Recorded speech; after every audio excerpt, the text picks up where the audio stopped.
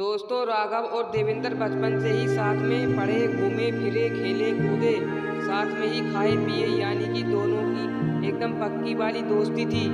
इतनी पक्की दोस्ती होते हुए भी दोनों के स्वभाव एकदम अलग अलग थे।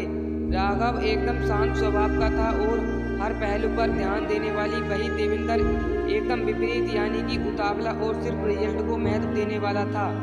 देवेंद्र हर काम को जल्दी जल्दी से करके उसे हटाने के बारे में और सबसे पहले नंबर पर आने के बारे में सोचता था।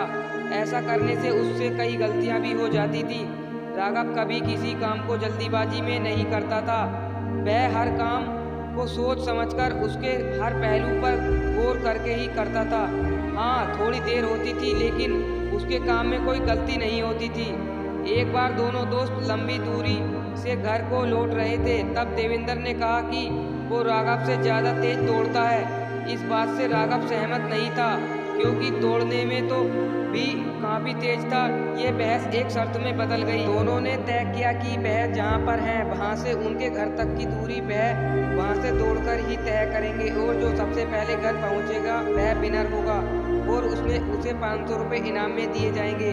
दोनों ने साथ में दौड़ना शुरू किया। कुछ दूर जाकर वो दोनों कंकड़ पत्थर वाले रास्ते को दौड़ने वाले, वहाँ राघव अचानक रुक गया और अपने जूते को खोलने लगा। उसे ठहरा हुआ देख देवेंद्र ने मुस्कुराते हुए कहा, क्या हुआ, अभी से हार मान ली? राघव ने देवेंद्र से कहा, बिल्कुल नहीं, मैं अपने जूते में फंसे कंकड़ों को निकाल रहा हूँ ताकि आगे जाकर मुझे रेस कंप्लीट करने में कोई दिक्कत ना हो। वो बोला, मुझे छोटे मोटे कंकड़ों की परवाह नहीं है, मैं किसी भी हालत में तुमसे पहले यह रेस कंप्लीट कर लूँगा। इतना कहकर देवेंद्र आगे बढ़ गया और राघव ने अपने जूतों से कंकड़ निकाले और अपनी रेस फिर से शुरू की। अभी आधा ही रास्ता तय हुआ था। राघव दौड़ते दौड़ते सोंग पर पहुंच गया। उसने देखा कि देवेंद्र की रफ्तार धीमी हो चुकी है। उसे यह समझते देर नहीं लगी कि देवेंद्र के जूते में फंसे कंकड़ों की वजह से उसे दौड़ने में तकलीफ हो रही है। देखते ही देखते राघव देवेंद्र से आगे निकल गया, लेकिन तभी राघव को पीछे से देवेंद्र की आवाज सुनाई दी, जो उसे मदद के लिए बुला रहा था। राघव तुरंत पीछे मुड़ा और अपने दोस्त की मदद करने के लिए उसके पास पहुंच गया।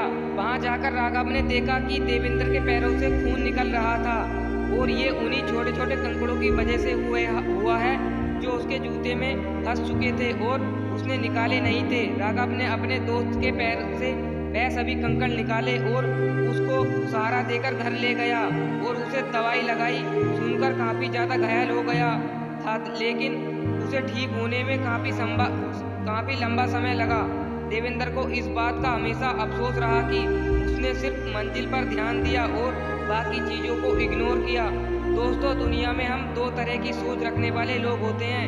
एक वह जो मंजिल को काफ़ी ज़्यादा महत्व देते हैं और सफ़र पर ध्यान नहीं देते। दूसरे वह जिन्हें सफ़र में भी उतनी दिलचस्प होती है, वह सफ़र को भी उतना ही इजाज़त करते हैं जितना कि मंजिल को।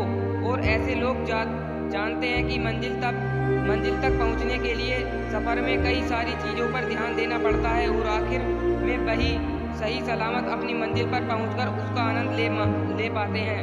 दोस्तों, यह कहानी हमें बहुत ही महत्वपूर्ण बात सिखाती है कि हमें अपनी मंजिल पर ज़रूर फोकस करना चाहिए, लेकिन उस मंजिल तक पहुंचने के सफ़र को अगर हम सोच समझकर तय करें, उसका आनंद लेते हुए तय करें, तो मंजिल पर पहुंचकर हमें बहुत ज़्यादा खुशी होगी। ऐसी रोचक कहानी सुनने के लिए हमारे चैनल सब्सक्राइब कर लेना और बेल आइकन ऑन कर लेना। जय हिंद, जय भारत।